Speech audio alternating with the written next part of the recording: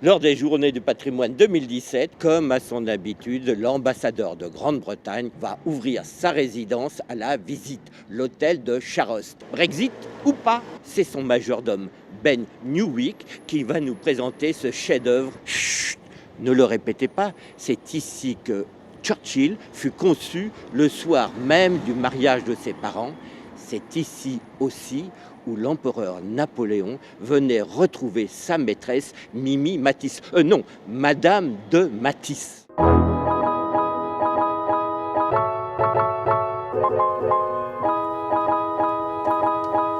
Bonjour. Bonjour, Ben Enchanté. Newick. Merci beaucoup d'être là pour nous présenter ce merveilleux hôtel. Mais nous allons commencer la visite par le jardin.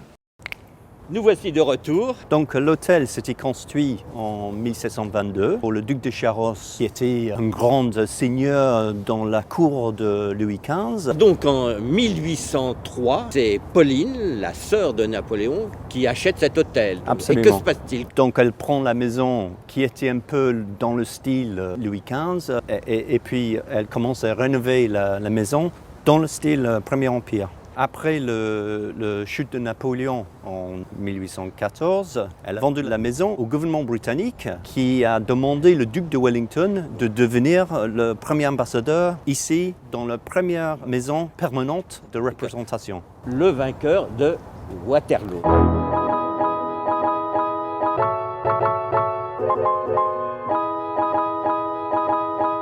Alors nous sommes ici dans le salon rouge, c'était l'antichambre, même à l'époque de Pauline. Alors je crois, Ben Newick, que beaucoup d'objets ici appartenaient à la princesse Pauline Borghese. Exactement, on a le console, un des plus beaux de la maison. Nous avons les candélabres d'époque de Pauline et le lustre était d'époque. C'est Pauline elle-même qui a choisi tous ces objets pour décorer sa maison. Ici se trouvaient les appartements de Pauline.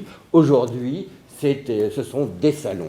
Nous voici ici dans le salon bleu. C'était le salon de réception de Pauline. Il y a une chose ici extraordinaire et je peux vous dire que je m'y suis laissé piéger. D'abord, vous voyez une magnifique horloge, mais derrière moi, ce n'est pas une glace, mais c'est une fenêtre qui passe, c'est une glace qui passe directement dans la salle à côté.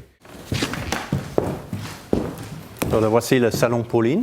La chambre de parade, c'est-à-dire c'est là où elle faisait un peu semblant de se coucher devant toute sa cour.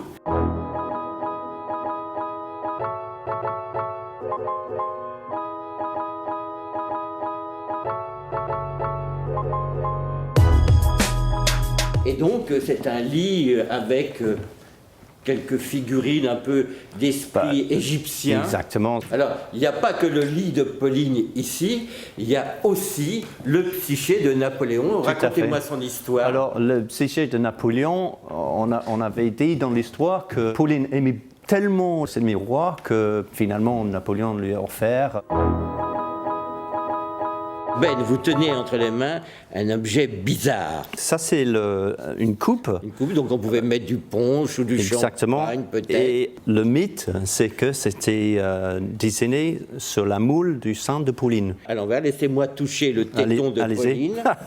Voilà. Alors, Ben, nous sommes ici dans la salle de bal. Oui. C'est dans l'aile droite de l'hôtel particulier. C'est la style Napoléon III. C'était une salle qui était reconstruite entièrement en 1825 et après en 1860 c'était redécoré avec l'aide de Hittorf, Ravo. Ils ont créé cette merveilleuse salle de bal. Les parents de Churchill se sont mariés ici, c'était à l'époque l'ambassade de Grande-Bretagne et le soir même ils ont conçu ici le grand Churchill.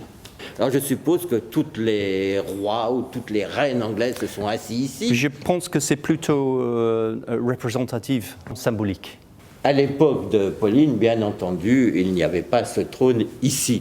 Donc ici, c'était plutôt sa chambre privée, voilà, où elle faisait défiler tous ses amants, parce qu'elle en avait de très nombreux. Ben Newick, nous terminons ici notre visite de l'hôtel de Charost, c'est-à-dire la résidence de l'ambassadeur de Grande-Bretagne. Écoutez, je voulais vous remercier, monsieur le majordome. Merci beaucoup. Je vous en prie.